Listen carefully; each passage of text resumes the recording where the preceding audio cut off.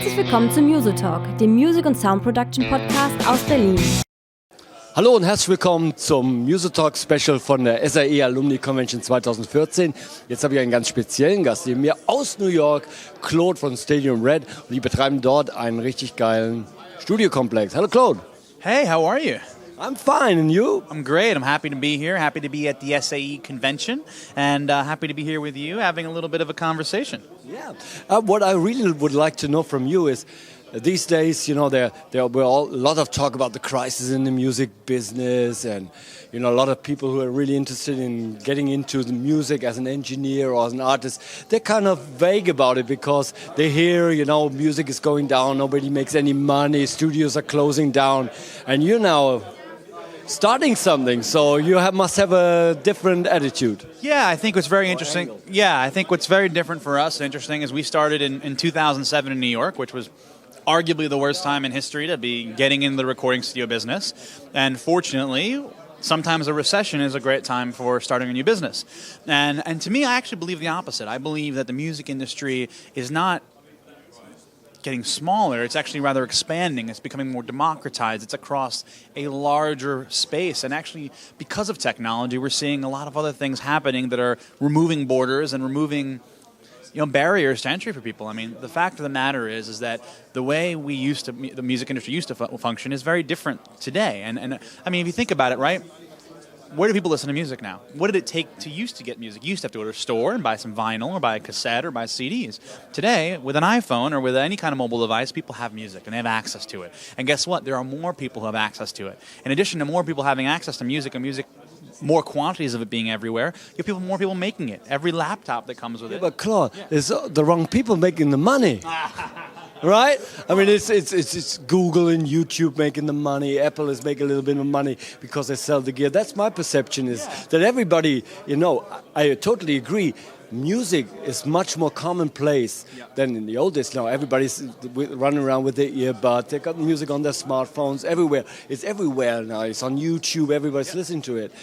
But the monetization, you know, how do I make money as an artist? That seems to be the problem. Well, I think it's different. I mean, I think just like every cycle and every business, you have introduction of technology, you have the changing of the way the business operates from technology, and you have the growth period from there. I think what you look at is, you know, look at the way artists work, right? Artists traditionally used to use touring. They used to make money on touring, but also they used to make money on record sales. And, you know, touring was a promotional vehicle for record sales. But how many shows could an artist used to do? How many different places could they play? How much of a team did they need? How many resources did they need to play a show? Now, an artist with one computer can rent all their gear, show up, and play 3 shows in one night if they really want to in 3 different territories, because technology allows them to play more shows than ever before and in different markets. And of course, what about promoting those shows, right? They just promote via social media. And so what's happening is, just like that is scaling, you have the same side of the music side, on the creation side, right? So maybe Spotify, we're not getting as much money for the actual sales of the individual songs, but think about the music in general and for those people making the music for video content, for YouTube monetization, right? And video content, let's speak of that. There is more video being consumed than ever before. What does every video need? It needs music. And let me tell you, the big TV networks of the world aren't necessarily wanting to pay hundreds of thousands of dollars to Coldplay.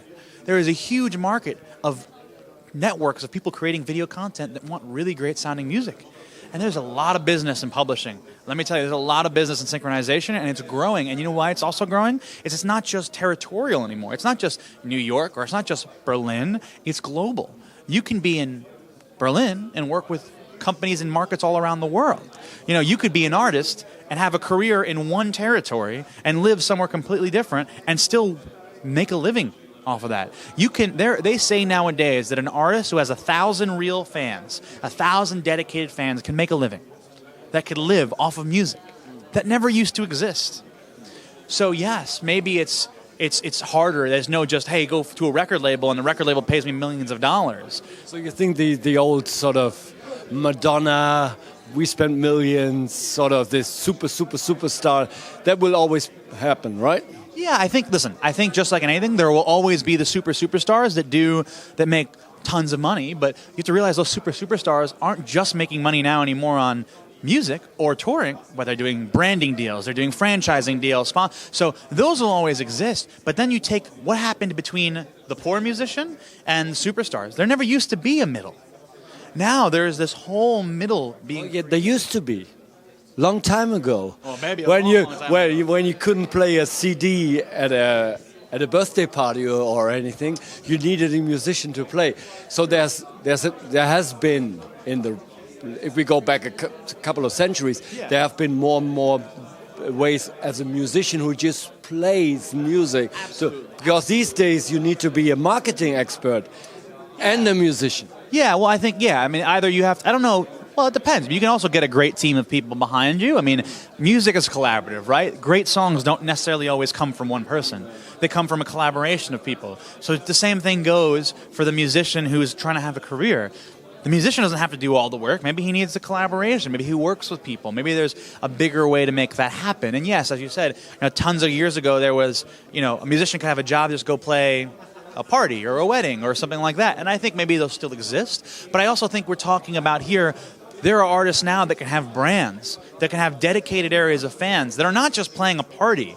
They are a brand themselves. They are business themselves. And they might not be on the radio. They might not be signed to a major record label. They are completely independent and able to sell out concerts and make music. I mean, there are hip-hop artists out there. There are electronic music artists that do this. Okay, got your point. Let's talk another. That was the second thing I really wanted to talk to you about, because you mentioned it before we started recording the video. You said, well, I'm trying to tell people not to make music with their eyes, but with their ears. So what do you mean? So I think the best way to summarize it is that music is subjective, right? It's a subjective medium. So what it means is that the whole genre and way of making music, there's no right way to do it. But the wrong way, in my opinion, is to just say, well, this is how your kick drum has to be set up. This is what the EQ is supposed to look like. This is what the compressor is supposed to be set up like. That's not making music. There might be guidelines. There might be practices that people have used to work. But the beautiful thing, you take any engineer in the world, whether he's on a big SSL console or whether he's on Fruity Loops or Logic, he's going to make it sound good. But he's not going to make it sound good because he's looking at he's going to listen to it. Our number one tool as engineers, as creators of music, is your ears.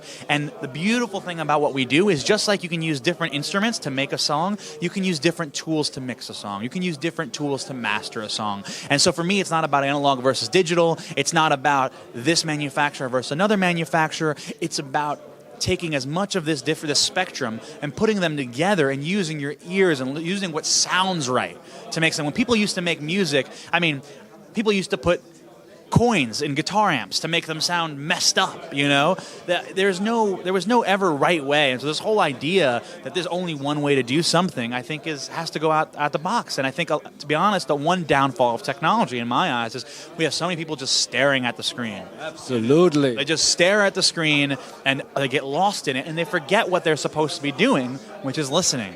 I highly recommend everyone out there, take your computer and turn the screen off and just listen to what you're working on. Listen to what you're working on. I think it's a huge thing. I think, for some people, if you can afford it, get your hands on something, feel what the sound, what happens when you change the sound, right? If you're always looking at the sound and looking at what's happening, you're not really listening. And I think that's and there's a problem with how our brains works, actually, because when we have lots of visual input, that takes about 90% of the CPU cycles. I know our brain doesn't work like a computer, by the way.